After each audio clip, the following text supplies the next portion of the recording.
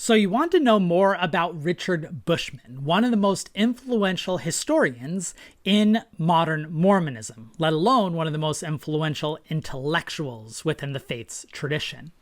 I want to open this video with a bit of an anecdote. When I served my LDS mission from 2003 to 2005, my final month in the field was December of 2005. That was the month when Rough Stone Rolling, a cultural biography of Joseph Smith, appeared. And I remember visiting a member's house. He was the director of the Institute in the area, and he had this big copy of the book on his table. And I was amazed by it. I had already fallen in love with church history, and I'm like, I want to read this. And he goes, after your mission. And so I flew home on Joseph Smith's 200th anniversary, by the way, of December 23, 2005. And I told my parents that what I wanted for Christmas 2 days later was Rough Stone Rolling. And it came through. I got that book and I breezed through it in just a couple of weeks. And it opened up all these new avenues for me. I was so excited to actually understand the founder of the faith, who I had just devoted 2 years to teaching the gospel of. Then I went to Nauvoo, Illinois. BYU back then had a Nauvoo program where you could spend a whole semester. I told you I was already geeking out about history, so I'm like, I can spend a semester in Nauvoo? Absolutely, sign me up. And 2 weeks into that semester, I think, the teacher who was teaching the church history class walked to the front of the room, held Rough Stone Rolling up, and said, "We do not recommend this book. It was too negative to Joseph Smith. It highlighted the cultural influences on his revelations, and it said things like Joseph Smith Sr. was an alcoholic." And it was then that I was introduced to the politics of history, recognizing that, oh, so not everyone is in agreement on the type of history that can be done. I share that opening anecdote because that book really set me on my path to today, and Richard Bushman has been one of my most cherished mentors and idols in the historical community. And very few academics have had as big of an influence on modern Mormonism as Richard Bushman. Us academics were usually in our own small, marginalized corners, those ivory towers that don't have as much impact. Richard Bushman broke that mold. He's one of the few historians of Mormonism who has reached such a high esteem that he has become a historical character himself. And we now have the first scholarly attempt to assess that legacy. J.B. Hawes, the director of the Maxwell Institute at BYU, just published Richard Lyman Bushman, a Mormon Ambassador, part of the University of Illinois Press's Introduction to Mormon Thought series. Hawes is a noted historian of modern Mormonism. His previous book, Mormonism in the American Mind, that talks about American media and cultural perceptions of Mormonism between George and Mitt Romney from the 1960s to the present, is great, and I've cited it quite a bit in my videos here. So in this video, I want to introduce the book, some of its key arguments and highlights from Bushman's life. I'll then interview Richard Bushman himself and ask him how he feels about being a subject of a biography rather than just being the biographer. And then I'll offer my analysis of the book, what I think it does quite well, and what reservations I have about it. And this is just part one of a two-part series. Next week on Wednesday, I will be doing a follow-up, kind of connecting to the modern world of academia, talking about the academic legacies of Richard Bushman and the scholarly field of Mormon Studies. And in that video, I will have Dr. Lori Mathley Kipp, who holds the Richard Lyman Bushman Chair of Mormon Studies at University of Virginia, on to chat with me. I hope you'll join me for that video as well. And just as a disclosure up front, as if it's not clear yet, Richard Bushman is one of my absolute favorite people. So I'm not necessarily unbiased here, but I'll try to provide a responsible overview. Let's dig in. This new book, Richard Lyman Bushman, a Mormon Ambassador, is part of the University of Illinois Press's Introductions to Mormon Thought series. These are very slim, concise volumes, only about 40,000 words each, which means it's about 100 pages of small pages at that. So you can read it through in just a couple settings. I think I read through this book in just 2 settings. Each of these volumes focus on individual and influential thinkers in Mormon life. I think they're nearing about about 10 volumes so far, and I'm sure they have lots more on the way. And Richard Bushman is certainly deserving of this attention. As a brief overview of his career, he received his bachelor's and graduate degrees from Harvard University. While at Harvard, he met and married Claudia Bushman, a titan in her own right and a great scholar, historian, feminist, and activist. Here's a photo, by the way, of them at their wedding to show that, yes, they were young ones. Richard then worked at BYU for a decade. A fun story that's captured in this book is when he was hired, he thought he was being hired into the history department, but he was actually hired into the religion department. And it took a few years of him teaching extra history classes that eventually moved him over. So that's one interesting counterfactual in this history. He was also one of the founding members of the Mormon History Association when it was organized in 1965. When this video is premiering, I will be at the Mormon History Association getting ready to deliver my own presidential address. So if you are interested in Mormon history, make sure you are a member of MHA, get the Journal Mormon History, and attend the annual conference. It's the most fun gathering of Mormon history nerds in the world. And then while at BYU, Richard Bushman wrote a book, From Puritan to Yankee, which was so well received that it was awarded the Bancroft Prize, the greatest prize given to American historical books. So as you might imagine, he becomes a very wanted historian. And the rest of his career, he is recruited to different jobs. He teaches at Boston University, the University of Delaware, and then finally at Columbia University, where he held a distinguished endowed chair at an Ivy League institution. And he wrote several more very influential books on early and colonial and revolutionary era America. He finally retired from teaching in 1999, where he turned his attention back to Mormonism and community building. He started running the annual Joseph Smith Summer Seminar, where he gathered young scholars together every summer for several weeks to dissect an issue. That was actually a very important cultural moment because it's in the wake of the September 6th crisis of the 1990s, where there are tense relationships between academia and the LDS Church, and Bushman tried to heal that. And many of the veterans of those summer seminars went on to shape Mormon history. Most of the people who hold Mormon Studies chairs today, editors of the major journals, people who shape the church history department in Salt Lake City, are all people who studied with Bushman at these summer seminars. Of course, he then published his Rough Stone Rolling, a cultural biography of Joseph Smith in 2005, and then he held the inaugural Howard W. Hunter Chair of Mormon Studies at Claremont Graduate University.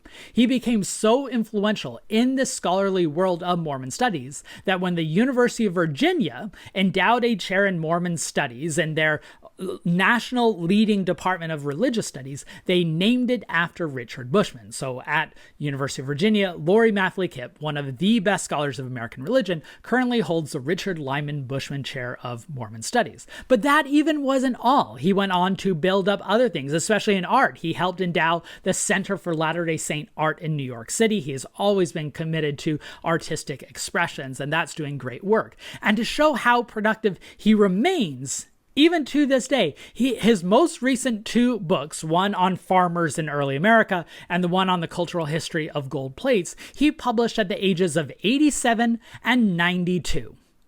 Let me emphasize, that is not normal. That shows a work ethic and a dedication, as well as a malleability of the mind, being willing to engage new scholarship and methods that you rarely see in senior scholars. And throughout all of this, he has been deeply devoted to the church. He served several times as a bishop, as well as a stake president, and later patriarch. Here's a photograph of him when he was president in the Cambridge, Massachusetts stake. And if you look close, so he's in the bottom middle. If you look at the top left, there is none other than Mitt Romney, who served on the High Council with him.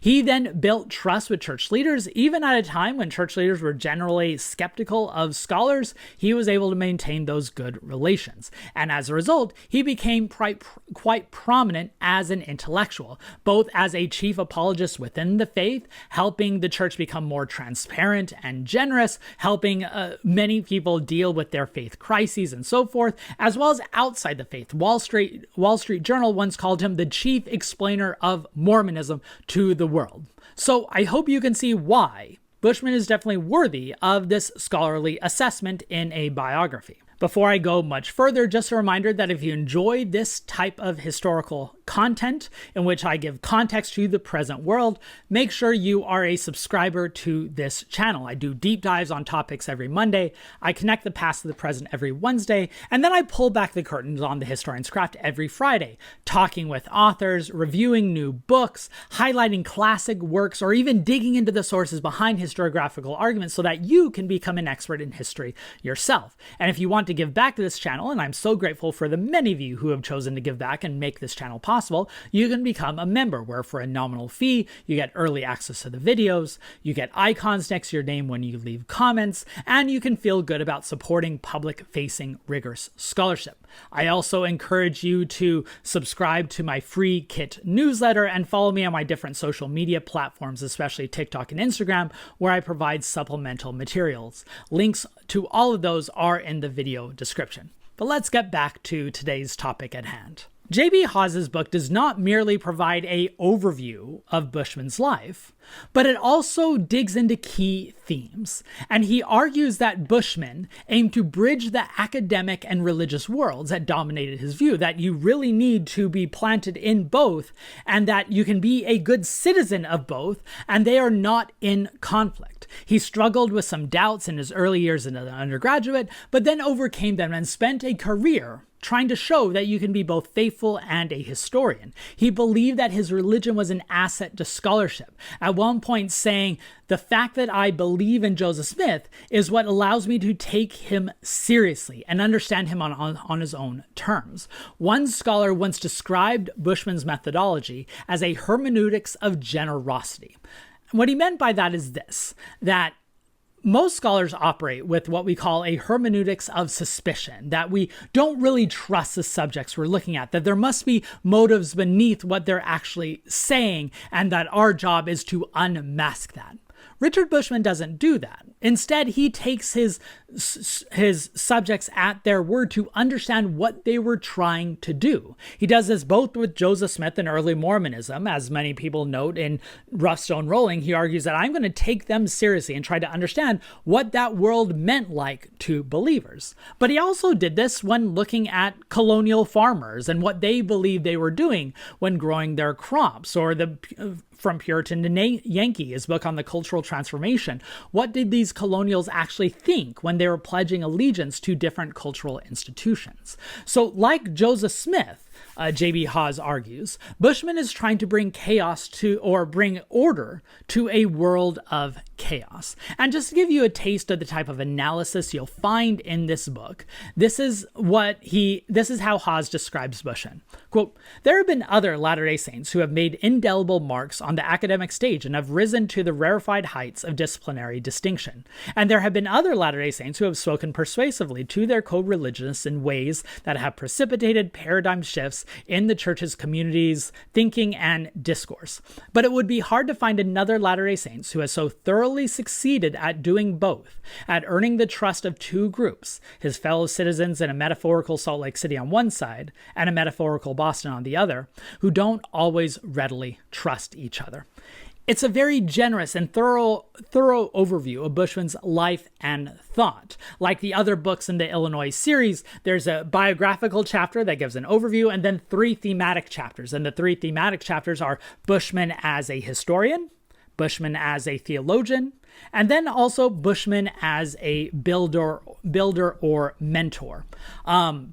That is someone who was able to build these different institutions that shape modern Mormonism and these scholarly communities. Usually when I highlight new books that are coming out, I like to interview the author to ask them to unpack some things and make a case for why you should get a copy of the books. Unfortunately, that didn't work out with JB, but luckily the next best thing happened. I reached out to Richard Bushman himself and asked if he would come on. And it's very rare to be able to talk to the subject of a biography rather than the biographer, especially for someone like me who usually lives in the 19th century. So what follows is my interview with Dr. Richard Bushman about what it felt like to be the subject of a biography. And I will apologize at the start, we had to record over Zoom rather than my usual technology, which means the quality isn't as great as usual, but still Richard's brilliance and generosity shines through. So let's go to the interview. I am pleased now to be joined by the man, the myth, the legend, Dr. Richard Bushman, the topic of this new biography. And I'm very grateful for you spending some time with me. So let's start with a very basic question.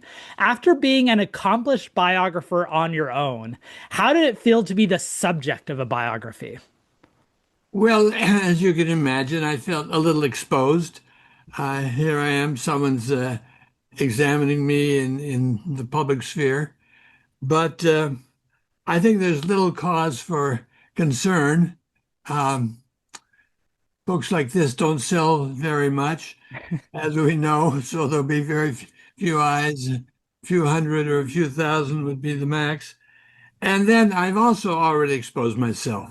On the Road with Joseph Smith is very candid. I'm really giving people a view of my innards. Um, so I guess I'm a little bit hardened to this sort of thing. Yeah, that makes sense. And you're a lot more open than and good and for a good cause than a lot of us. I frequently tell people that speaking about myself is the least interesting thing I can talk about. So whenever someone wants me to dig into my own background, I'm like, oh, there's so much more interesting things to do. Luckily, you've lived a very interesting life. And one of the central themes in this book is the degree of consistency that Hawes found in your life, thought, and approach that after a struggle with doubt in your undergraduate years before going on a mission, that there has been a substantial through line and you remain consistent in your belief, your methodology, and your arguments from your student days all the way to the present. So I'm wondering, you looking back now, does it feel that way? Does everything seem to be moving in the one direction? Or do you think that's mostly the benefit of hindsight? Well, it's a very good question. Gets me to thinking about my own life. And I have to say, I think it is.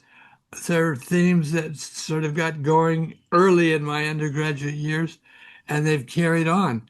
As an example, let me mention a couple of things. As an undergraduate, I'd been a member of the student council, and so sort of halfway connected there.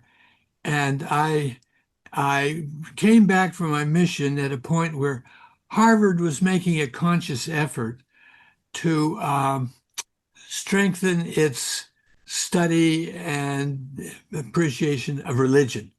It got a reputation as being a pink atheist school, and they didn't think that was fair or just. So they hired a president, Nathan Pusey, who was a one-time minister, been trained as a clergyman, and he hired Paul Tillich, who was about as potent a theological thinker as there was in those days. So by the time I got back, religion was in the air. So I got involved with a group, chaired a committee to study religion at Harvard. And so in our senior year, we got together with all sorts of faculty members and we mulled and this and that. And finally published a little book called Religion at Harvard. It got written up in Time magazine very briefly and somewhat scornfully.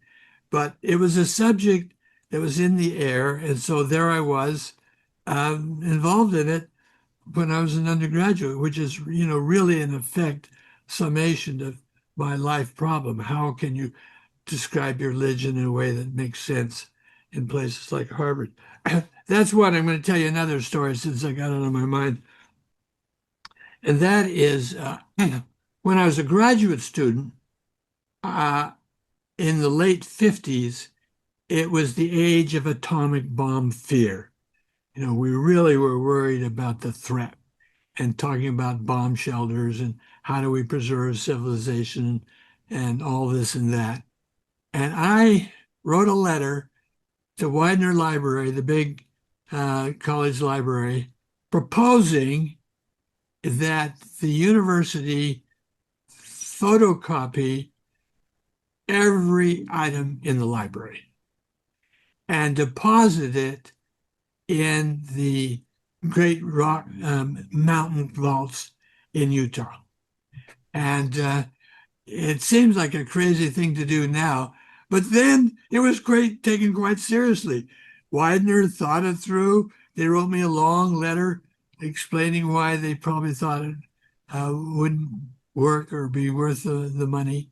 But of course, my aim was to get all of human civilization in Utah, where the Mormons should get access to it when the time came. So that same yearning to make Mormonism part of world culture or always in conversation with the culture goes way, way back. You took seriously the mandate that a record shall be kept and it shall be preserved and gathered to Exactly. Zion. I love that. That's Um, it. So, one of the key themes that comes out of your career, as highlighted in this new biography, is a trenchant commitment to the idea that your faith makes you a better historian, and that being a historian should make you a better person. Do you think that's an accurate reflection of your ideas? And could you elaborate a bit more on that? Because as someone from the outside looking at it, I really see you, being a missionary for history as a collaborative effort of friendship, as you've called it at several Yeah. points. Yeah. No, I think that's all right. Well, I think it's history done right. Uh, I am concerned about what I call historical melodrama. That is, we have a tendency, and we're driven to it by our own needs and by the needs of our students, to reduce history to villains and victims.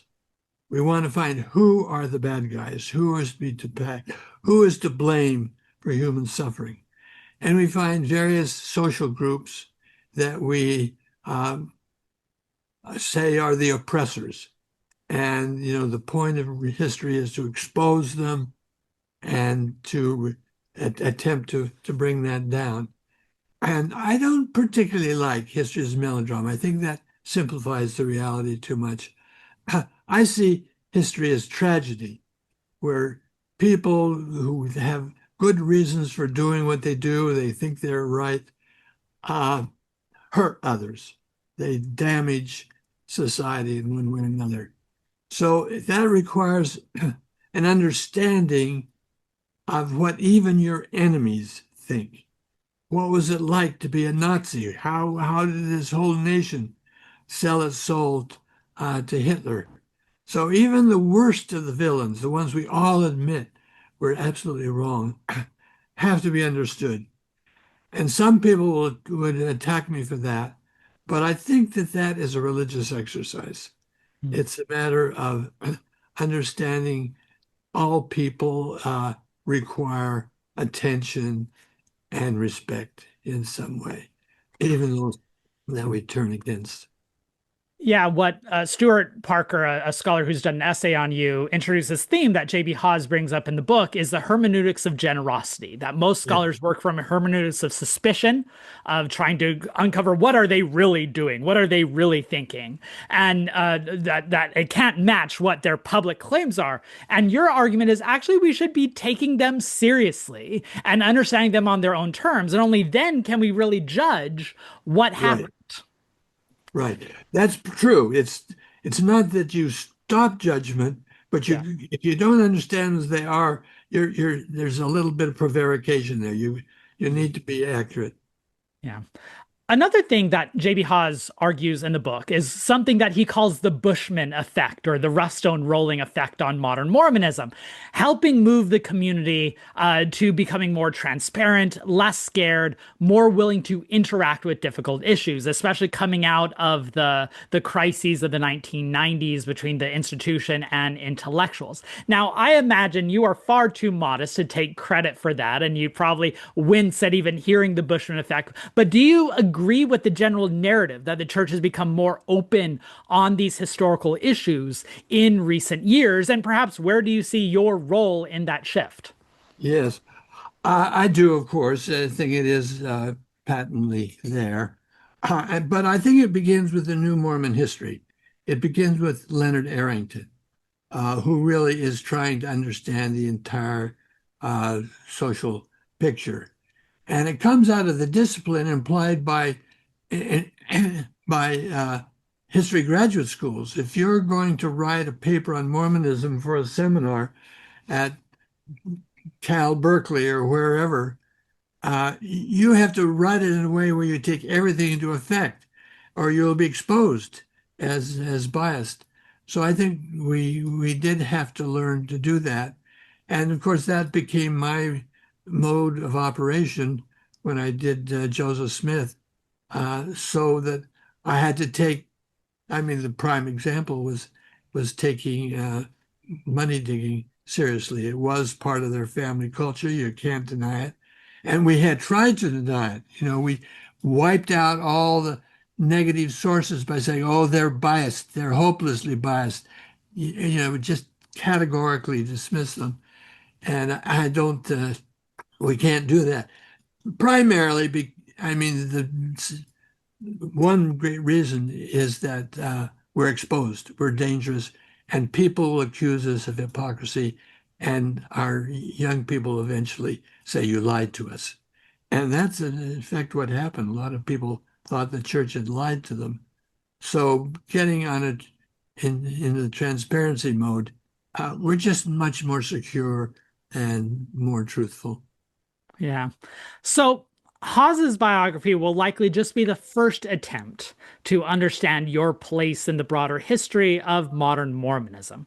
I'm not asking you to predict what future historians will say, because of course that's well beyond our abilities. But I'm curious, what topics or questions do you hope future historians will explore when looking at the most Mormonism during your lifetime, including your own place within that history? Um,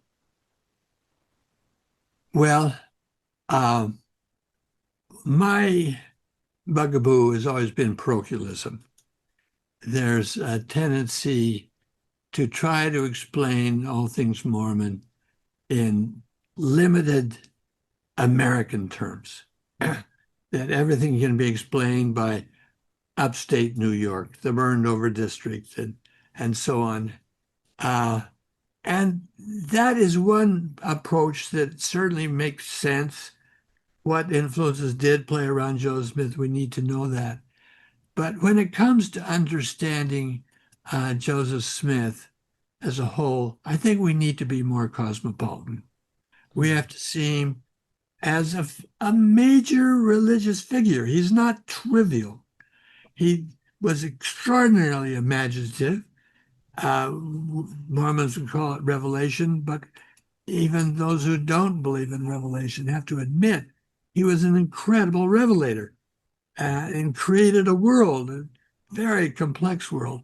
And that deserves to be compared not just to the neighbors in Palmyra, but to the larger world. He should be compared to Augustine or Blake or other eminent figures.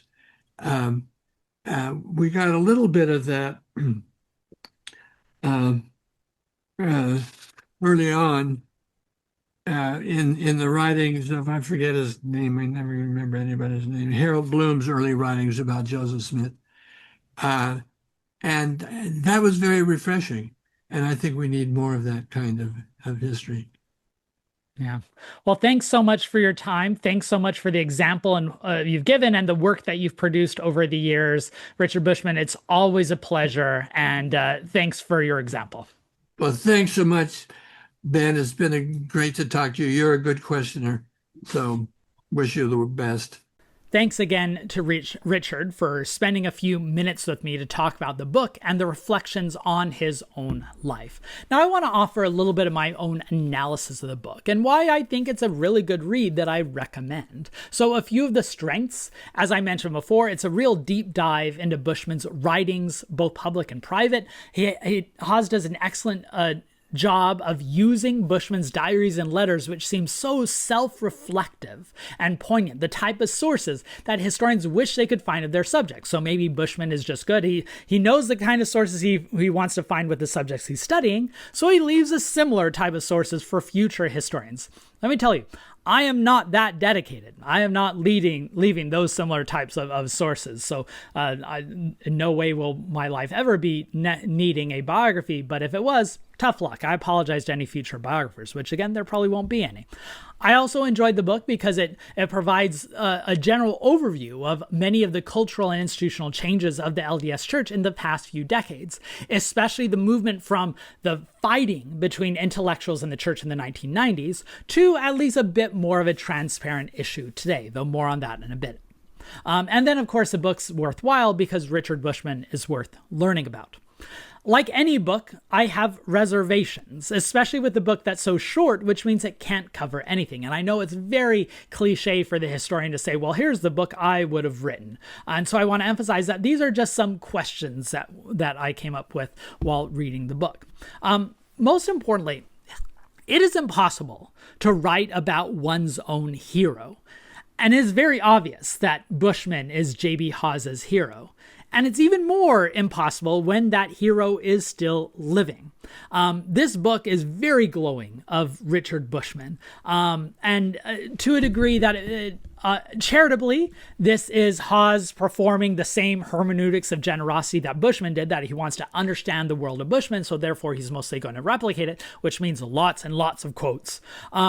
More cynically, you might say that the text is verging on hagiographic, but let's follow the Richard Bushman model of a charitable and hermeneutics of generosity and say that it's more of a recreating of Bushman's world. I do wish the book had more context. At various points, Hawes mentions that Bushman was wrestling with these same issues of faith and history at the same time of other evangelical historians like Mark Knoll or George Marsden, but we never really get that context in those comparisons. So as a result, Bushman really seems to be out on his own. And as someone who wrote cultural biographies, Bushman would probably readily recognize that we have to understand the broader context if we want to understand the individual. And finally, I do worry that the book overstates Bushman's victories. In terms of his impact on the broader scholarly world, I'm not as convinced as Hawes that Bushman has been as successful in getting scholars to take religion seriously, or even overseeing what they see as critiques in Bushman's writings. I think Hawes simplifies some of the critiques that historians had of Bushman. And as I've discussed in previous videos, like my video on the gold plates, there is still a very divisive fight going on. And then internally in the LDS Church, I don't think Bushman's impact on LDS culture has been as widespread and lasting as Bushman. I wish it were true. I wish we entered a much more open and transparent environment where Latter-day Saints engage history. I just don't see that evidence as much as Hawes does. So in general, Hawes argues that modern Mormonism has been successfully reshaped in the image of Richard Bushman. I wish that were true. I'm not convinced it is. Still, the book is a very generous testament to someone that many, including myself, deeply love and appreciate, and which is why this book is so compelling and important.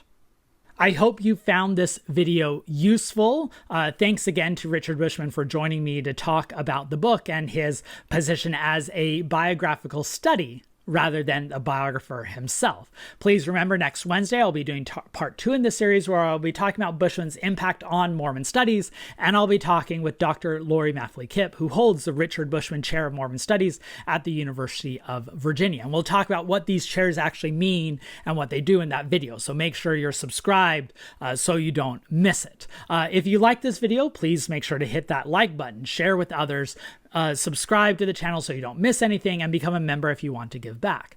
I really recommend reading this book. It's a breezy read. Again, you can just make it through in just a couple sittings, and it gives great insight on a phenomenal and significant scholar. And if you want to go beyond this and learn from the Bushmans themselves, the Titans, both Richard and his wife Claudia, they wrote phenomenal memoirs that you can also read. Richard Bushman wrote On the Road with Joseph Smith, a memoir about the years surrounding the publication of Rough Stone Rolling, which I find some of the most poignant reflections of someone within the faith wrestling with these issues. And then Claudia Bushman recently published her own memoir, I, Claudia, which is such a delightful read, especially if you know the power of Claudia's storytellings. Both those books are published by Koford Books, and you can find links in the video description. Richard Bushman, perhaps more than anyone else, shows why history has never been more relevant than today. That wrestling with these histories, and also wrestling with these historians, can tell us a lot about our community, how we got here, and perhaps where we're going.